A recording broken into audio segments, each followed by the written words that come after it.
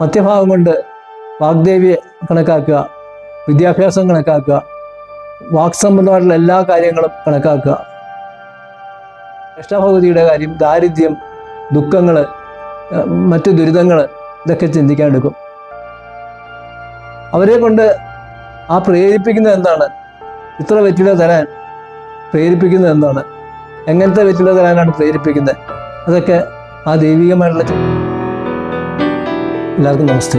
താമ്പൂല ജ്യോതിഷം എന്നൊരു വിഭാഗമുണ്ട് ജ്യോതിഷത്തിൽ പല വിഭാഗങ്ങളുള്ളതിൽ പ്രധാനപ്പെട്ട ഒന്നാണ് താമ്പൂലം. താമ്പൂലം പൃഷ്ഠുതത്തെ ഫലമഖിലം തസ്യ വക്തവ്യമേവം. ഒരു സംശയം ചോദിക്കാൻ വരുന്ന വ്യക്തി തരുന്ന താമ്പൂലം കൊണ്ട് ആ താമ്പൂലത്തിലെ ലക്ഷണം നോക്കിയിട്ട് ആ വ്യക്തിയുടെ കാര്യങ്ങളെല്ലാം പറയുന്ന ഒരു ശാസ്ത്രമാണ് താമ്പൂല യോഗം, താമ്പൂല ശാസ്ത്രം.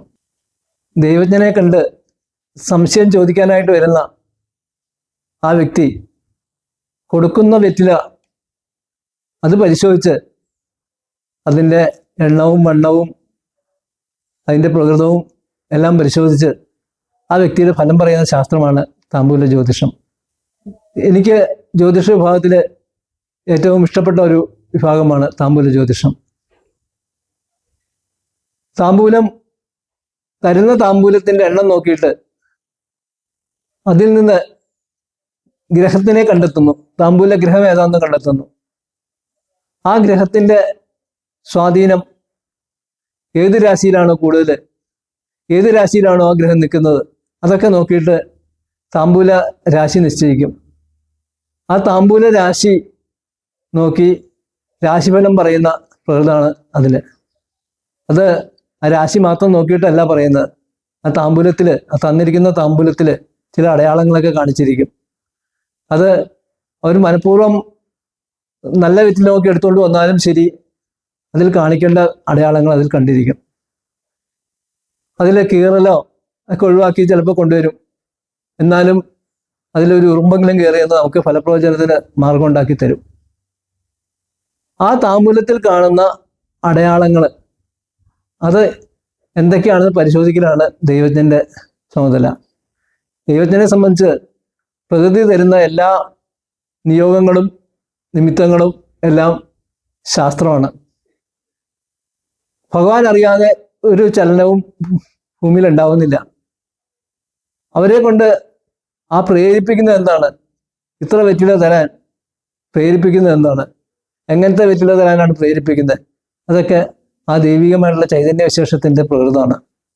ഉദാഹരണം പറയുകയാണെങ്കിൽ, ആ തന്ന വെറ്റില 15 വിചാരിക്കുക. 15 അതിൻ്റെ ഗ്രഹം നിശ്ചയിക്കുമ്പോൾ ബുധനാണ് താമ്പൂല ഗ്രഹം. ബുധൻ ഉദിച്ചു നിൽക്കുന്ന രാശി ഏതാണോ അത് താമ്പൂല രാശിയായിട്ട് ഫലം പറയണം. ഇന്നത്തെ രാശിക്ക് പറയുമ്പോൾ ബുധൻ ഉദിച്ചു നിൽക്കുന്ന മിഥുനൻ രാശിയിലാണ്. അപ്പം മിഥുനൻ രാശിയിൽ ബുധൻ ഉദിച്ചു നിൽക്കുന്നതുകൊണ്ട് മിഥുനൻ രാശിയുടെ ഫലം ആയിട്ട് പറയും. ആ വെറ്റിലയിൽ താമ്പൂല സംഖ്യാം ദ്വിഗുണാം ശരക്താം എന്ന ശാസ്ത്രമൊക്കെ ഉണ്ട് അതിന്. ആ വെറ്റിലയിൽ താമ്പൂലാഗ്രേ നിവസതി രമ, അഗ്രഭാഗത്ത് ലക്ഷ്മി ദേവി ഉണ്ടെന്നാണ്. അതാണ് നമ്മൾ വെറ്റിലയുടെ തുമ്പ് എടുത്ത് ചിലർ ചെവിയിൽ വയ്ക്കും, ചിലർ കവളത്ത് വയ്ക്കും. ലക്ഷ്മി ദേവി ചൈതന്യത്തിനെ നമ്മളുടെ ശരീരത്തിലേക്ക് കൂട്ടിച്ചേർക്കുന്നു എന്നുള്ള സങ്കല്പത്തിൽ. താമ്പൂലാഗ്രേ നിവസതി രമ മധ്യതോ വാഗദീശ, മധ്യഭാഗം കൊണ്ട് വാഗ്ദേവിയെ കണക്കാക്കുക, വിദ്യാഭ്യാസം കണക്കാക്കുക, വാക് സംബന്ധമായിട്ടുള്ള എല്ലാ കാര്യങ്ങളും കണക്കാക്കുക, അതൊക്കെ ഉപയോഗിക്കും. പൃഷ്ഠേ ജ്യേഷ്ഠ, അതിൻ്റെ കടഭാഗം കൊണ്ട് ജ്യേഷ്ഠഭഗവതിയുടെ കാര്യം, ദാരിദ്ര്യം, ദുഃഖങ്ങൾ, മറ്റു ദുരിതങ്ങൾ, ഇതൊക്കെ ചിന്തിക്കാൻ എടുക്കും. വാമേ ഹിമഗിരിസുത, ഇടത്ത് ഭാഗം കൊണ്ട് ശ്രീപാർവതി ദേവി അല്ലെങ്കിൽ ദേവീ ചൈതന്യങ്ങൾ മുഴുവൻ ചിന്തിക്കാം. അന്യതോ ഭൂ, വലത്തെ ഭാഗം കൊണ്ട് ഭൂമി വിശേഷങ്ങൾ ചിന്തിക്കാം, വാസ്തുകാര്യങ്ങൾ ഒക്കെ ചിന്തിക്കാം. അന്തർവിഷ്ണു, ഉൾഭാഗം കൊണ്ട് വിഷ്ണുവിനെയും, ബഹുരുടുപതി, പുറംഭാഗം കൊണ്ട് ചന്ദ്രനെയും ഒക്കെ ചിന്തിക്കാം. ഇങ്ങനെ താമ്പൂലത്തിൻ്റെ ഓരോ ഭാഗം വെച്ചുകൊണ്ടും നമുക്ക് ചിന്തകൾ മുമ്പോട്ട് കൊണ്ടുപോകാം.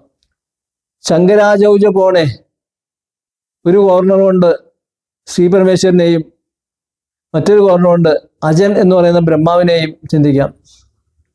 ശക്ര ആദിത്യാദുപരി, മറ്റൊരു കോർണർ കൊണ്ട് ദേവേന്ദ്രനെയും ഒരു ഭാഗം കൊണ്ട് സൂര്യനെയും ചിന്തിക്കാം.